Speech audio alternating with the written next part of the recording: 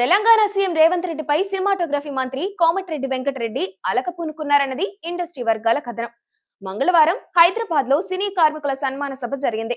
ఈ కార్యక్రమంలో రేవంత్ రెడ్డిని కార్మిక నాయకులు సన్మానించారు. ఈ సందర్భంగా రేవంత్ రెడ్డి కార్మికులపై వరాల జల్లు కురిపించారు. అయితే ఈ వేదికపై సినిమాటోగ్రఫీ మంత్రి కోమటిరెడ్డి కనిపించలేదు. చిత్రసీమకు సంబంధించిన కార్యక్రమం ఇది. సినిమాటోగ్రఫీ మంత్రికి ఆహ్వానం అందటం ప్రోటోకాల్. అయితే మంత్రి ఆ సమయంలో ముంబైలో ఉన్నారు. తాను లేని సమయం చూసి సినీ కార్మికుల సన్మాన సభ నిర్వహించడం ఏమిటన్నది ఆయన ఆవేదన. తన శాఖపై ఓ షాడో మంత్రి పెత్తనం చూపిస్తున్నారని, తనకు కార్మికులకు మధ్య దూరం పెంచుతున్నాడని, తన ప్రమేయం లేకుండా ఇలాంటి సభలు నిర్వహించడం ఏమిటని కోమటిరెడ్డి తన సన్నిహితుల దగ్గర ఆవేదన వ్యక్తం చేసినట్టు తెలుస్తోంది. అసలు ఇలాంటి సమావేశం ఒకటి నిర్వహిస్తున్నారన్న విషయం కూడా కోమటిరెడ్డికి తెలియదని సమాచారం. గతంలో కార్మికుల సమ్మె జరిగినప్పుడు కోమటిరెడ్డి కార్మికుల పక్షాన ఉన్నారు.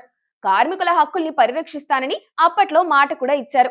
కార్మికుల సపోర్ట్ కూడా కోమటిరెడ్డికి గట్టిగానే కనిపించింది. ఇవన్నీ భరించలేని కొంతమంది తనని ముఖ్యమంత్రిని దూరం చేస్తున్నారని, తన శాఖపై తన ఆధిపత్యాన్ని తగ్గించేలా కుట్ర పన్నుతున్నారని మంత్రి చేసిన ఆరోపణ. ఇదే విషయం తన సన్నిహితుల దగ్గర ప్రస్తావించినట్టు తెలుస్తోంది. దాంతో కోమటిరెడ్డికి ముఖ్యమంత్రికి మధ్య దూరాన్ని సృష్టిస్తున్న ఆ షాడో మంత్రి ఎవరన్నది చర్చనీయాంశంగా మారింది.